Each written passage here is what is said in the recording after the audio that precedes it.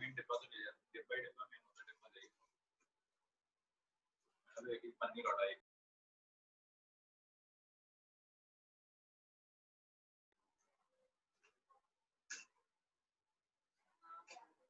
कुछ ना है ना, लेकिन उसमें आ गया मतलब कि रिसीव हो गया है।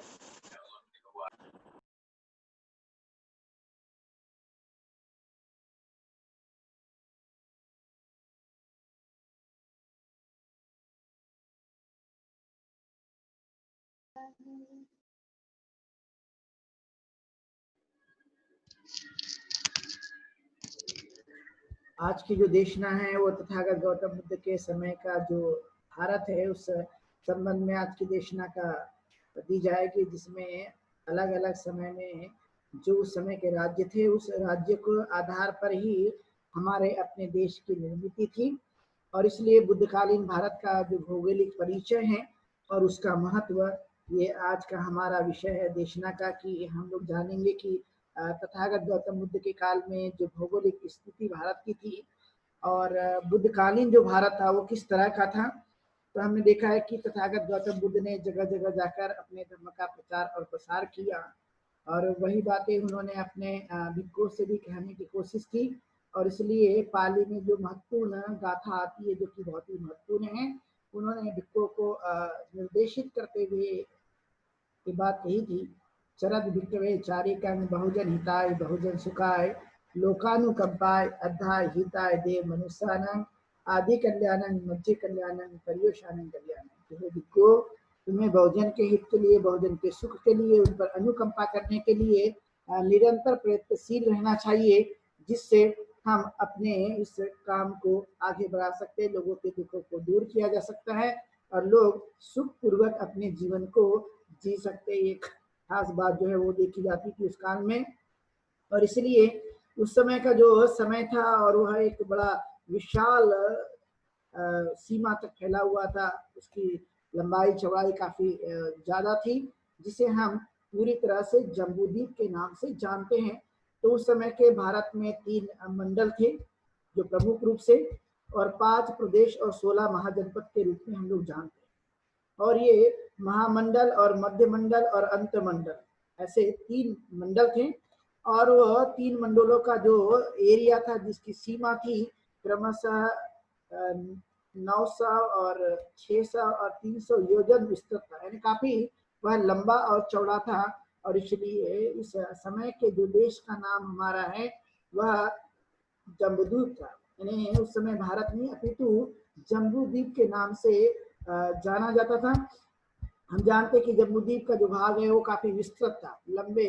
यानी दूर दूर तक फैला हुआ था। और वहां तक जो है तथागत गौतम बुद्ध ने काफी जगह जगह जाकर जो है वो देशना दी, और देशना में उन्होंने वहां जाकर जो है लोगों को उन्होंने समझाने की कोशिश की है। तो हम समझ सकते हैं कि यह जो प्रदेश हैं ये काफी विशाल हुआ करते थे, काफी बड़े हुआ करते थे। और यह चाहे वह उत्तर का भाग हो, चाहे दक्षिण का भाग हो, चाहे वह मध्य का भाग हो, यह अलग अलग भागों में बना हुआ था, लेकिन यहाँ इसकी भौगोलिक जो स्थिति थी वो काफी लंबी और चौड़ी थी। इसलिए उस समय के जो डिस्टेंस, जिसे हम दूरी कहते हैं, वह योजन के रूप में उसे नापा जाता था। यानी आज आपने देखा हो कि किलोमीटर के रूप में हम लोग दूरियों को गिनते हैं, या जो कुछ भी डिस्टेंस है उसको हम लोग उस पैमाना के आधार पर हम उसे जानते हैं। लेकिन उस काल में योजन के माध्यम से उसे समझने की कोशिश करते थे कि अर्थात वह कितने योजन है, उसकी दूरी कितनी है, और उस आधार पर उस समय के काल में इस तरह का अंदाज लगाया करने की कोशिश करते थे। जैसे कि हमने देखा है कि जो 16 जनपद हैं वो 16 जनपदों के नाम इस प्रकार थे। जैसे कि हम जानते हैं कि उस समय के जो 16 जनपद जो कि अंग है, मगध है, काशी और कौशल है, वज्जी और मल्ल है, चेदी और वत्स है, कुरु और पांचाल, और मत्स्य, सोरसेन, अस्मक, अवंती, गांधार और कम्बोज, इस तरह के एक प्रकार के ये 16 जनपद हुआ करते थे, जो बहुत ही फेमस है, प्रसिद्ध हैं तथागत गौतम बुद्ध के समय के काल में, क्योंकि तथागत गौतम बुद्ध ने स्वयं ही इन महाजनपदों की उन्होंने यात्राएं की थी। इन जनपदों में जाकर उन्होंने लोगों को सुख का मार्ग बताया था, और वहां पर वो गए हुए थे, और इसलिए उस काल के इस समय को देख सकते हैं कि उन्होंने किस तरह से गांव-गांव, शहर-शहर जाकर उन्होंने धर्म का प्रचार और प्रसार किया था, जो कि बहुत ही महत्वपूर्ण है। हम सबसे पहले देखेंगे कि मध्य देश, जो कि मध्य देश से ही हम लोग समझ सकते हैं कि यह मध्य का भाग था। उस समय भी तथागत गौतम बुद्ध के काल में भी, इवन आज भी आप समझ सकते हैं कि जिनके नाम लिए जाएंगे, जिनके नाम बताए जाएंगे, आप स्वयं भी उसका अंदाज लगा सकते हैं कि यह आज भी क्या यह उस समय के काल में जिस तरह था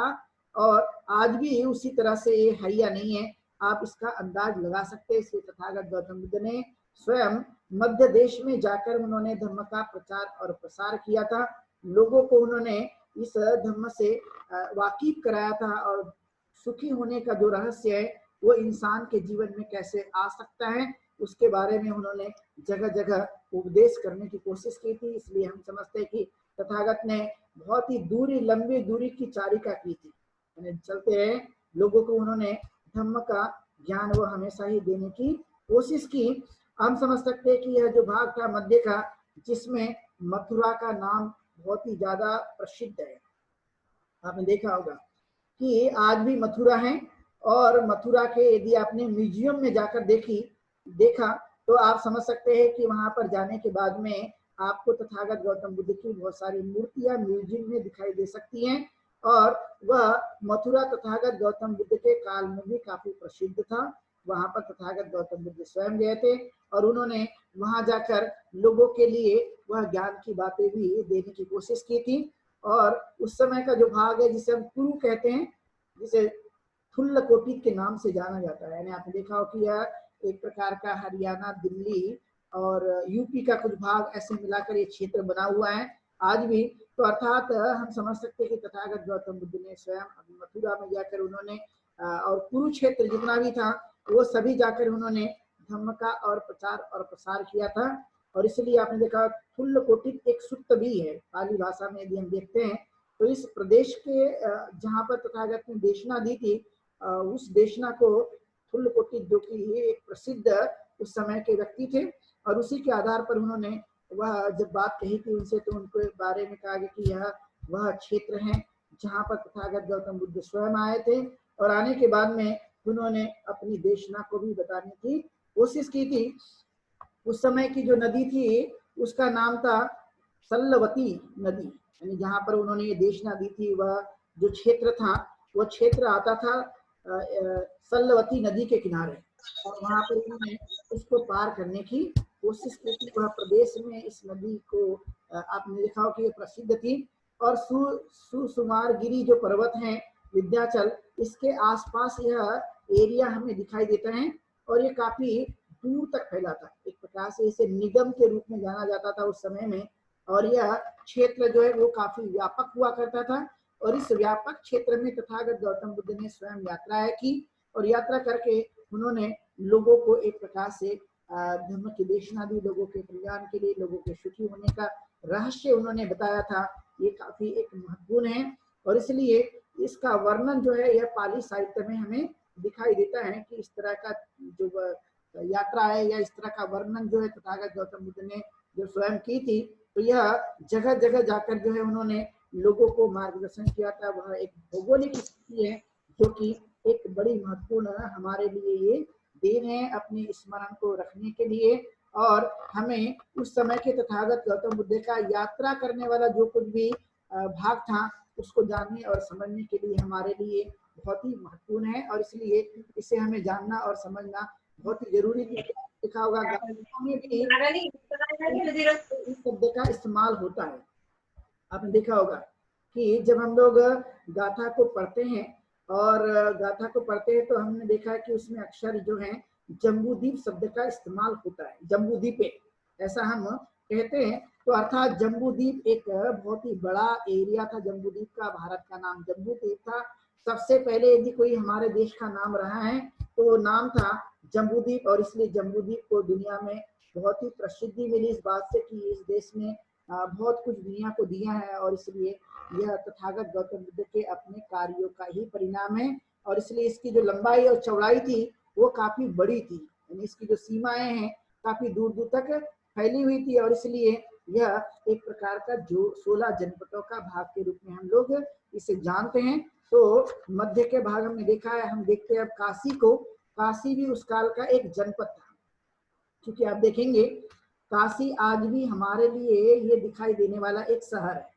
जो कि सारनाथ के पास आप देख सकते हैं। तथागत गौतम बुद्ध ने अपनी जो देशना पहली वो सारनाथ में दी थी, उसी से नजदीक का जो भाग है यह हमें काशी दिखाई देता है और यह गंगा नदी के किनारे बसा है। तो उस काल में काशी जो है एक जनपद थी और उसकी राजधानी वाराणसी थी। इसलिए आपने देखा काशी और वाराणसी ये दोनों के दोनों आज भी वर्तमान में हमें दिखाई देते हैं। इनका कोई नाम जो है वो बदला नहीं है। उस काल में भी तथागत गौतम बुद्ध के काल में भी यह नाम था और उसी आधार पर लोग जो हैं वह जाकर जो है इस जगह में जाकर लोग दर्शन किया करते थे उस काल में कि तथागत गौतम बुद्ध स्वयं वहां पर गए और वहां पर जाकर जो है उन्होंने देशना दी थी। तो हम समझ सकते हैं कि तथागत गौतम बुद्ध ने स्वयं वहां पर यात्रा की थी और वह जैसे का वैसा नाम ये 26 वर्ष पहले जैसे था, 2600 वर्ष पहले जैसे था, आज भी हमें वही नाम दिखाई देता है। उसमें कोई बदलाव और कोई परिवर्तन नहीं है, बल्कि जैसा का वैसा है। तो हम समझ सकते हैं कि उस काल में जो है वह एक प्रकार से 12 योजन जिसे कहते हैं, यानी एक बहुत ही लंबा चौड़ा एक प्रकार का ये जनपद था, दूर दूर तक फैला था। और यहाँ की जो खास बातें हैं वो ये है कि उस काल में भी काशी जो है वो राजनीतिक क्षेत्र के लिए बड़ा शक्तिशाली जनपद था उस समय के लिए भी। और आप देख सकते हैं कि उस समय के काल में वहां पर राजा हुआ करते थे और राजा जो है वह एक प्रकार से दूसरे राज्य को हराने की कोशिश किया करते थे और वह कई अलग अलग हस्तकलाओं के बारे में भी वो जाना जाता था। और वहां का जो राजा था वो कौशल नरेश, यानी उनका नाम था कौशल नरेश, यानी कौशल नगर कौशल जो राजा हैं वो राज्य किया करते थे और मगध नरेश के ये अधीन था। एक प्रकार से वहां पर उसको जीत मिली थी और इसलिए मगध नरेश के ये अधीन माना जाता था। और यही है कि यहाँ पर जो काशी का जो राजा और भी हुआ जिसे हम प्रसन्नजीत कहते हैं, क्योंकि प्रसन्नजीत जो राजा हैं वो श्रावस्ती का राजा था और उस श्रावस्ती के राजा ने यह काशी पर भी जो है अपना राज्य स्थापित करने की कोशिश की थी। और इसलिए हम जानते हैं कि यह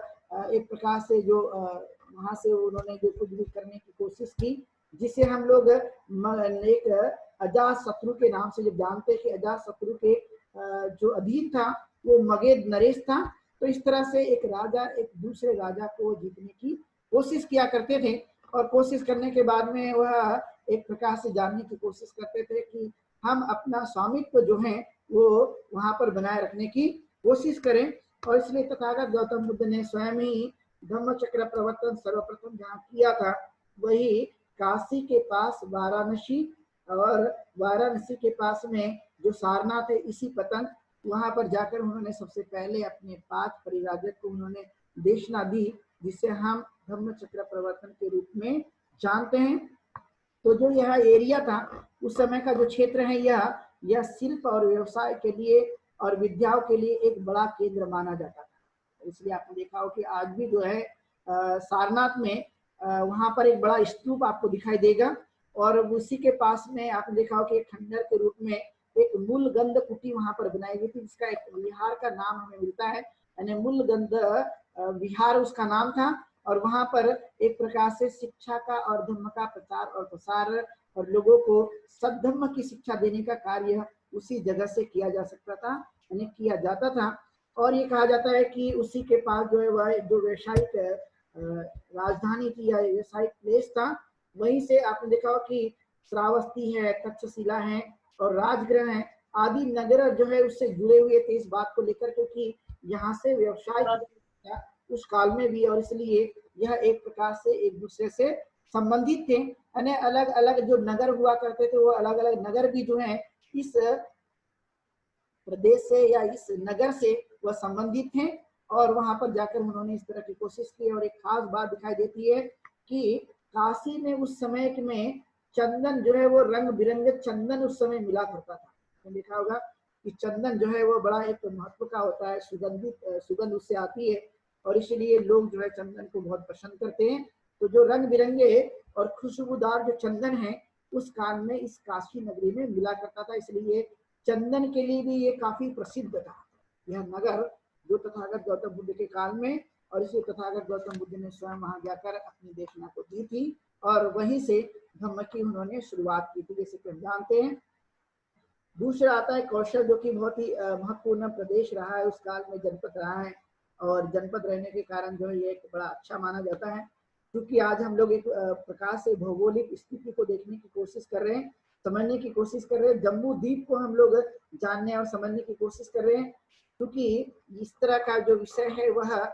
देशना के लिए आप देखेंगे तो बड़ा आपको लगेगा कि ये किस तरह का विषय है, देशना में रखा गया, लेकिन हमें ये जानना कि उस समय के काल में किस तरह का भौगोलिक स्थिति थी, किस तरह से तथागत गौतम बुद्ध ने वहां जाकर जो है यात्रा करने की कोशिश की थी। तो इससे पहले मैं आप लोगों को कौशल प्रदेश बताने से पहले एक छोटा सा किस्सा मैं आप लोगों को बताना चाहता हूँ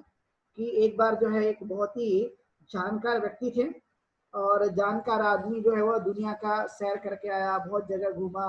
अमेरिका गया, कनाडा गया, इंग्लैंड गया, ब्रिटेन गया, जर्मनी गया, और सभी जगह जाकर घूम कर आया। और घूमकर आने के बाद में वह अपने दोस्त से मिलता है, और दोस्तों को मिलने के बाद में वह कहता है कि मैं तो इंग्लैंड गया था, मैं अमेरिका गया, मैं जापान जाकर आया, जर्मनी जाकर आया, और बहुत सारी जगह जाकर आया, मैंने काफी कुछ उन्होंने वर्णन किया। तब जो है उसका दोस्त कहता है कि आपको भूगोल की बहुत जानकारी है। उन्होंने इस बात को कहने की कोशिश की, तो उसके दोस्त ने पलट कर जवाब दिया कि मैं भूगोल में कभी गया ही नहीं। उसका दोस्त कहता था कि आपको जो है भूगोल की बड़ी जानकारी है, तो उसका दोस्त ने जो बहुत दुनिया चक्कर लगा कर आया था, उसने इस बातों को कहने की कोशिश की कि मैं भूगोल में कभी गया ही नहीं। तो वो ये समझ रहा था कि भूगोल जो होगा वो एक प्रकार का स्थान होगा, और ये मेरा दोस्त जो है मुझसे ये बात कहने की कोशिश कर रहा है कि आपने कहीं भूगोल किया, भूगोल को कहीं भूगोल में जाकर तो नहीं आए। यानी भूगोल वो एक स्थान का नाम समझ रहा था, लेकिन आपने देखा होगा भूगोल का मतलब है यह धरती के उस भाग से जुड़ा हुआ है, और इसलिए इसका नाम भूगोल रखा है, मतलब धरती से संबंधित चीजों को। तो कहने का तात्पर्य यह है कि उसको कोई बात समझ में आई नहीं दोस्तों की, और इसलिए उन्होंने इस तरह का उत्तर देने की कोशिश की है। तो थोड़ा सा ये आपको लगेगा कि इस तरह का जो राज्य और जो भूगोल की बातें होती है, एक प्रकार की भौगोलिक बातें, ये किस तरह से तथागत गौतम बुद्ध के जीवन से संबंधित हैं, इसे हमें जानने की कोशिश करना। दूसरा आता है कौशल। तो कौशल की जो राजधानी थी वो श्रावस्ती और साकेत नगरी थी। दो ऐसे नगर थे उस काल में जो कौशल की राजधानी हुआ करती थी, श्रावस्ती और एक प्रकार से साकेत, ऐसे दो थी। जैसे कि आज भी आपने देखा होगा कहीं कहीं पर केंद्र शासित प्रदेश पाए जाते हैं, और एक ही राज्य की दो दो राजधानी आज भी हुआ करती है, आपने देखा होगा। भारत के अंदर में आज भी आपको ऐसे कई प्रदेश, केंद्र शासित प्रदेश दिखाई देंगे जो एक ही राज्य होता है, लेकिन वहां पे एक ही राज्य की दो दो राजधानी हुआ करती है। तो उसी तरह से कौशल जो है एक प्रदेश था, और उस कौशल प्रदेश की जो राजधानी थी वो श्रावस्ती और साकेत नगरी थी, जो कि हम जानते कि साकेत का उस समय का जो नाम है वो अयोध्या से हम लोग जोड़ते हैं, ये अयोध्या था। और अयोध्या जो है उस समय भी सरयू नदी के किनारे ही बसा करता था, एक कस्बा था, और वहां पर जो है ये सरयू नदी जो है वो गुजरती थी, और गुजरने के बाद में वह काफी प्रसिद्ध थी बुद्ध के काल में। और इस तरह से हम जानते हैं कि श्रावस्ती और साकेत नदी जो है उस काल में काफी प्रसिद्ध थी। और साकेत नगरी में और तथागत गौतम बुद्ध ने, हम जानते हैं कि श्रावस्ती में उन्होंने अपने जीवन के 25 वर्षावास व्यतीत किए। यानी ज्यादातर तथागत गौतम बुद्ध ने जो अपनी देशना सबसे ज्यादा कहीं दी उन्होंने श्रावस्ती, और इसलिए वह श्रावस्ती काफी प्रसिद्ध थी। लेकिन यह कौशल प्रदेश की राजधानी थी, और वह दो दो राजधानी थी जिसे हम साकेत और श्रावस्ती के रूप में जानते हैं। और उसी के नजदीक जो है एक प्रकार से साकेत, जिसका नाम हम लोग अयोध्या जानते हैं, और आज भी यह एक सरयू नदी के किनारे बसा है। उस काल में भी सरयू नदी के किनारे ही बसा था, आज भी बसा है। जबकि आपने देखा हो कि आज के समय में साकेत नगरी को लेकर, अयोध्या को लेकर काफी विवाद और किस किस तरह की समस्याएं निर्माण हो रही है, हुई हैं। क्योंकि हम जानते हैं कि ये तथागत गौतम बुद्ध की उस काल के केंद्र थे, जहां पर स्वयं तथागत ने जाकर धर्म का प्रचार और प्रसार करने की कोशिश की थी। और इसलिए संघ जो है, संघ का एक बड़ा अस्तित्व था, और इसलिए इसके नाम पर जो है वह श्रावस्ती का नाम पड़ा था, क्योंकि उस काल में यह बात कही जाती कि सब कुछ होने के कारण, यानी वहां पे सब कुछ था, बहुत प्रसिद्ध नगरी थी और वहां पे सब कुछ था, चाहे वो प्राकृतिक रूप से सौंदर्य था या लोगों के भी रहन सहन, या लोग जो है वहाँ के बड़े अच्छे थे और वो अच्छे होने की वजह से उसका नाम जो है सर्व संबंधित, मतलब सभी प्रकार से परिपूर्ण जो स्थान था उसका नाम श्रावस्ती है, क्योंकि उन्होंने वहां पर जो है सभी प्रकार की चीजों को देखने की कोशिश की थी और ये समृद्धशाली और एक प्रकार का सुंदर नगर था। और इसकी जो आबादी थी तथागत गौतम बुद्ध के काल में वो 7 करोड़ आबादी थी इस नगर की। आप समझ सकते हैं कि यह कितना बड़ा नगर रहा होगा और कितनी यहाँ पर किस तरह की जनसंख्या उस काल में रही होगी। और तथागत गौतम बुद्ध से प्रभावित होकर हम जानते हैं कि श्रावस्ती में अनाथ कुंडक ने एक बहुत बड़ा जेतवनाराम विहार बनाया था, जहाँ पर तथागत गौतम बुद्ध ने अपने जीवन के कई वर्ष बिताए थे। इसी जगह में हमने देखा कि मिगार माता विशाखा भी यहाँ पर रहा करती थी, बहुत ही श्रद्धावान उपासका थी। इसी जगह की पट्टाचारा भी रहने वाली थी, किस्सा गौतमी भी यह श्रावस्ती की रहने वाली थी और रेवत और कौशल नरेश भी जिसकी बहन है सुमना वो इसी नगर की रहने वाली थी। यानी कई लोग जो श्रेष्ठ लोग थे वो इसी नगर में रहा करते थे, यानी इसी नगर के रहने वाले लोग थे। और इसलिए प्राचीन जो उस समय का जो हमें दिखाई देता है कि जो कौशल वो में बसा हुआ था। उस समय की जो सरयू नदी थी वो सरयू नदी जो है वो 2 प्रदेश को जो 2 भाग थे वो 2 भागों को उन्हें एक प्रकार से नदी के माध्यम से वह एक इस तरफ और दूसरे तरफ इस तरह से उन्होंने दक्षिण और पूर्व के भागों को बांटने की कोशिश की थी। और इसलिए यह एक प्रकार से बहुत ही बड़ा जनपद था, बहुत ही ज्यादा प्रसिद्ध था, बहुत ही सुंदरता यहाँ पर थी और बहुत ही श्रद्धावान उपासक इस नगरी में रहते थे। और उन्होंने धर्म का प्रचार प्रसार करने के साथ साथ में बुद्ध धर्म और संघ के प्रति उन्होंने अटूट श्रद्धा रखी थी और इस कार्य को उन्होंने ज्यादा से ज्यादा करने की कोशिश की थी। और ये खास बात हमें दिखाई देती है कि इस नगर में प्रसन्नजीत राजा भी रहा करते थे और उनकी शादी जो है वजीरा से हुई थी, जो कि मगध अजात शत्रु के ने करवाई थी उनकी शादी। तो हम समझ सकते हैं कि उस समय की जो स्थिति है इस प्रदेश को लेकर काफी अच्छी रही है और तथागत गौतम बुद्ध ने इसी प्रदेश में अपना ज्यादा से ज्यादा समय बिताने की कोशिश की थी। और ये समय जो है उस काल के लिए बहुत ही एक महत्वपूर्ण समय मानते हैं कि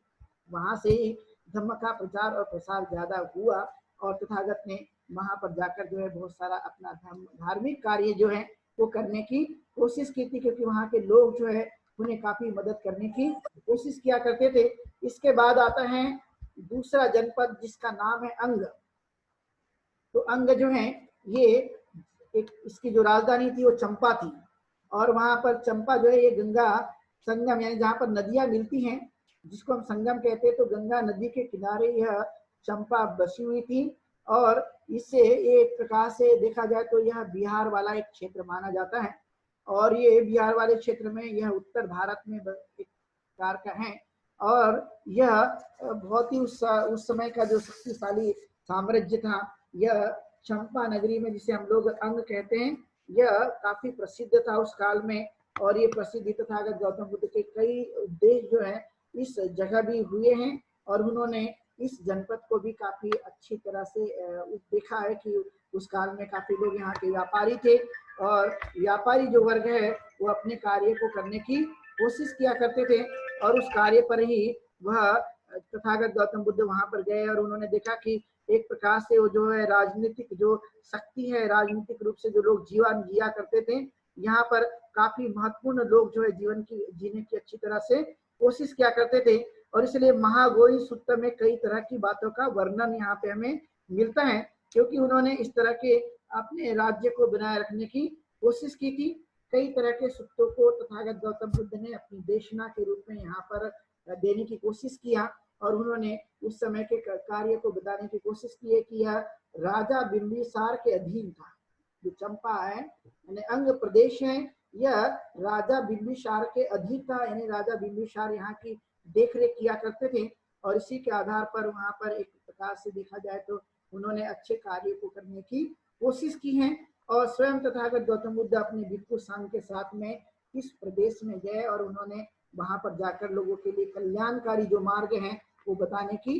कोशिश की। क्योंकि हम जानते हैं कि अलग अलग प्रदेश थे, अलग अलग प्रदेश में तथागत गौतम बुद्ध स्वयं गए और जाकर उन्होंने लोगों को बहुत काम की बातें बताने की कोशिश की। इसके बाद आता है कि मगध राज्य,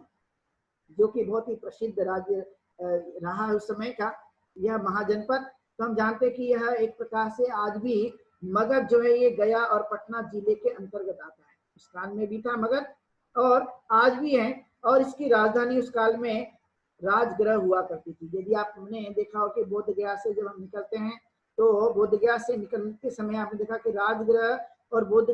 गया के बीच में नालंदा आता है, जो कि आज भी वैसा का वैसा ही है। और इसलिए यह मगध की जो राजधानी थी वह राजगृह थी, और वहां पर तथागत गौतम बुद्ध स्वयं गए थे और वहां से ही संघ की निर्मित हुई थी। और इसलिए यह राजगृह जो है ये 5 पहाड़ियों से घिरा हुआ है।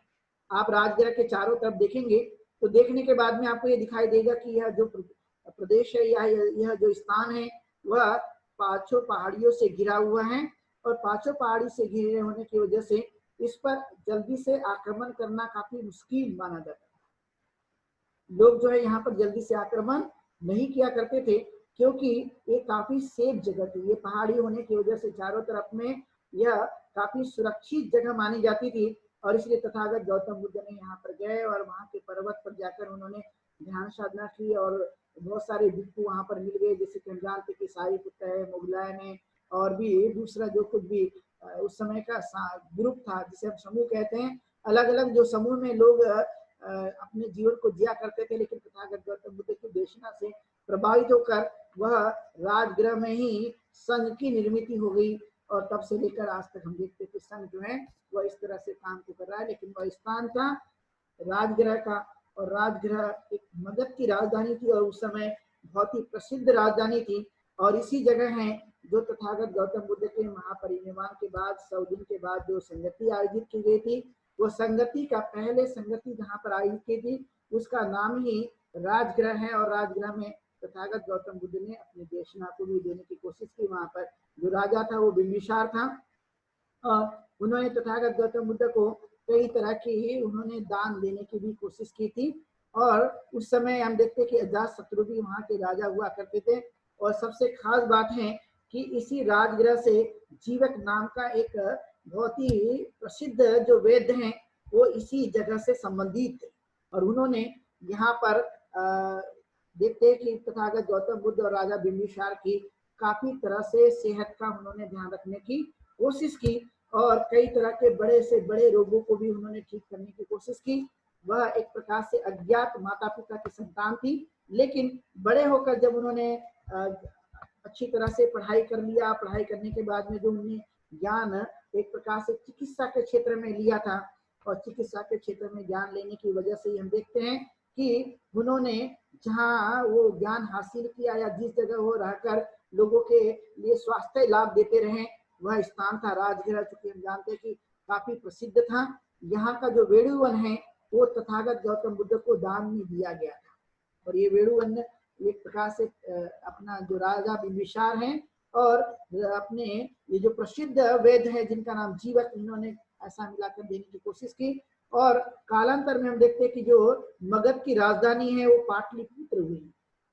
क्योंकि हम जानते हैं कि आज भी पटना की जो राजधानी है वो पाटलिपुत्र है। आज भी जिसे हम पटना यानी बिहार की जो राजधानी है वो पटना यानी उस काल का मगध और मगध प्रदेश, और मगध प्रदेश की राजधानी पाटलिपुत्र। और इसलिए तीसरी संगति जो हुई थी वो पाटलिपुत्र में हुई थी, क्योंकि सम्राट अशोक का राज्य जो है वहां पर काफी विकसित हुआ था, और इसीलिए यह प्रदेश भी आज भी हमें दिखाई देता है। और काफी हद तक लोग जो हैं अच्छी तरह से अपने जीवन को जीने की कोशिश किया करते थे, और इसलिए यह एक प्रसिद्ध स्थान है जो आज भी है। और इसलिए कहा जाता है कि तथागत गौतम बुद्ध का जो जीवन है और उनके जीवन से संबंधित घटनाएं हैं वह काल्पनिक नहीं बल्कि वह वास्तविक है। इन सब चीजों के माध्यम से आप अंदाजा लगा सकते हैं। कई तरह से यदि आप देखेंगे भारत के अंदर में कि यदि हम दूसरे चीजों पर यदि ध्यान डालते हैं तो हमने पाया कि वहां पर किसी भी प्रकार का सत्य हमें नहीं दिखाई देता। यदि आप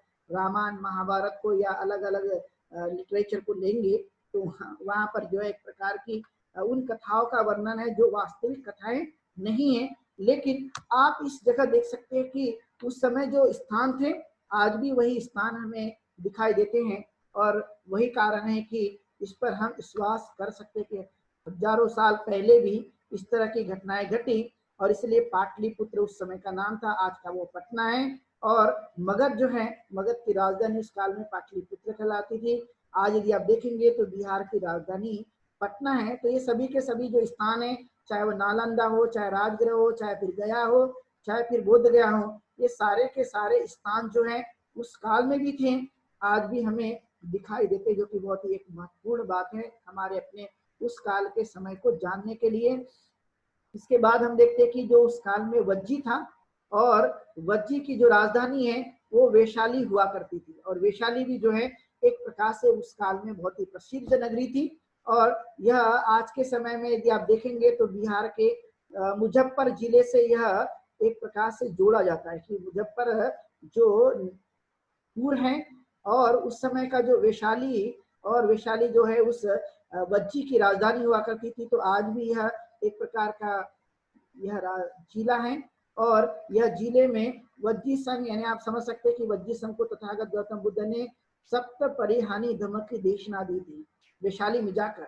जो कि सामाजिक स्थितियों को अच्छी तरह से बनाए रखने के लिए, एकता के रूप में परिवर्तित करने के लिए वह देशना आज भी बहुत ही महत्वपूर्ण है। और इसलिए वज्जी जो है जनपद, ये लिच्छियों का गणतंत्र माना जाता था, मतलब वहां पर लिच्छी लोग एक प्रकार से शासन किया करते थे, और वहाँ वज्जी लोग भी रहा करते। तो इस तरह का एक प्रकार का जो वर्णन है यह हमें मिलता है। और आज भी वैशाली को आप देख सकते हैं कि यह उस समय में भी थी, और आज भी आप लोग देख सकते हैं कि इस तरह का वहां पर वातावरण था। यह नगर जो है उस समय काफी फैला हुआ था, काफी इसकी सीमा थी, बड़ी लंबी और चौड़ी, और काफी जनसंख्या थी, और इसलिए यह नगरी एक प्रकार से समृद्धशाली कहलाती थी। तथागत गौतम बुद्ध के काल में जो वैशाली है ये काफी समृद्धशाली नगर था, और वहाँ के लोग काफी संपन्न हुआ करते थे, और वहाँ पर काफी अच्छी तरह से वहाँ लोग जो है अपने जीवन को यापन करने की कोशिश करते थे। इसलिए आपने देखा हो कि वैशाली में भी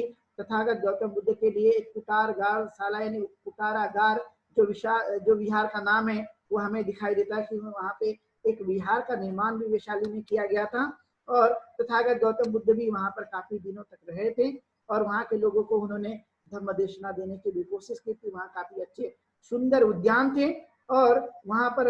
अच्छे तरह से लोग जो है अपने जीवन को जीने की कोशिश किया करते थे, और वहाँ के जो राजा है वो काफी जनता की मदद करने की कोशिश किया करते थे। क्या आपने जाना ही होगा कि 7 बातें तथागत गौतम बुद्ध की उन्होंने अपने जीवन काल में वज्जी लोगों ने उतारी रखी थी। तो स्वाभाविक है कि जब वो इन चीजों को मानते थे, तो मानने की ही वजह से वह एक प्रकार से जनता की भलाई करने का काम किया करते थे। और वहां पर बड़े बड़े एक प्रकार से संस्थागार थे, जिसे हम संसद भवन के नाम से जानते हैं, और वहां पर लोगों को आमंत्रित किया जाता था, और लोग अपनी समस्याओं पर विचार विमर्श करने की कोशिश किया करते थे। तो आप समझ सकते हैं कि वैशाली में संसद भवन, यानी जिसको हम पुकारागार, यानी एक प्रकार से संस्थागार का नाम देते हैं, और उस समय संसद भराई जाती थी वैशाली में, और इसीलिए वहां पर संसद भवन की उन्होंने निर्मित की थी। और वो भी तथागत गौतम बुद्ध के समक्ष, जब तथागत गौतम बुद्ध स्वयं उस काल में जीवित थे, तथागत गौतम बुद्ध वहां गए, और लोगों को उन्होंने काफी मार्गदर्शन करने की कोशिश की थी। और वहां से एक जो है रोहिणी नाम की एक भिक्खुनी भी बनी थी, जो बहुत ही प्रसिद्ध होती है कालांतर में, और वह वैशाली की रहने वाली थी, और वहां पर उन्होंने भिक्खुनी संघ में वो भी शामिल हो गई थी। तो ऐसे कई लोग हैं जो वहां से अच्छी तरह से धर्म के प्रचार प्रसार के लिए उन्होंने अपने जीवन को समर्पित किया था। और एक है जो सब्बगामी थे, एक भिक्खु, वो भी वैशाली से ही संबंधित थे, और वे काफी प्रसिद्ध भिक्खु रहे अपने समय काल में। और इस तरह का जो वैशाली नगर है ये काफी प्रसिद्ध रहा है उस काल में। तो इस तरह के हम समझ सकते हैं कि तथागत गौतम बुद्ध के काल में जो भी तथागत गौतम बुद्ध से संबंधित नगर हैं, और वहां पर जाकर लोगों ने तथागत गौतम बुद्ध की इन बातों को समझने की कोशिश की, तो किस तरह से उनका विकास हुआ था। और हम देखते हैं कि दूसरी संगति जब हुई 100 वर्षों के बाद में, तो वह वैशाली नगर में ही आयोजित की गई थी, और यह एक गणतंत्र था। और तथागत गौतम बुद्ध ने अपने जो महापरिनिर्वाण की जो घोषणा है वो वैशाली नगर में ही की थी। आपने देखा हो कि उन्होंने कहा था कि मैं आषाढ़ी पूर्णिमा के दिन जो है ये उन्होंने देशना दी, और उन्होंने कहा कि मेरा जो महापरिनिर्वाण होगा वो वैशाख पूर्णिमा के दिन होगा, और उससे 3 महीने पहले ही उन्होंने इसकी घोषणा की थी। वह घोषणा करने वाला जो स्थान है वह वैशाली था, और उन्होंने अंतिम यहाँ पर जो घोषणा करने के बाद अंतिम उन्होंने भेंट दी थी। तो इस तरह का एक प्रसिद्ध नगर हम लोग तथागत गौतम बुद्ध के समय में देखते हैं, वह है वैशाली। और वैशाली की जो कीर्ति है वो काफी दूर दूर तक फैली हुई थी, क्योंकि उन्होंने वहां पर जो देशना दी, देशना के माध्यम से काफी लोग प्रवर्तित हुए थे, और वो प्रवर्तित होने के बाद हम देखते कि वह वैसे आचरण करने वाले लोग थे, और इसलिए राजा अजातशत्रु उनको जीतना चाहता था, उस नगर को, उस क्षेत्र को, लेकिन कभी भी जो है वह जीत नहीं पाए थे, क्योंकि वह जी लोग तथागत गौतम बुद्ध की बातों का पालन करते थे, उसका आचरण करने की कोशिश किया करते थे, और इसलिए अजातशत्रु जैसे शक्तिशाली राजा भी वैशाली को यानी वज्जी लोगों को जीत नहीं पाया था।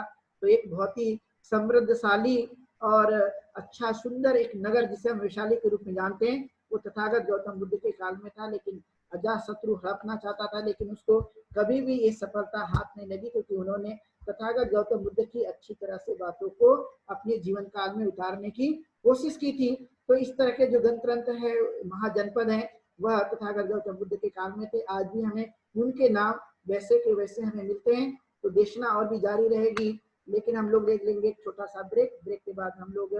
पुनः मिलते हैं।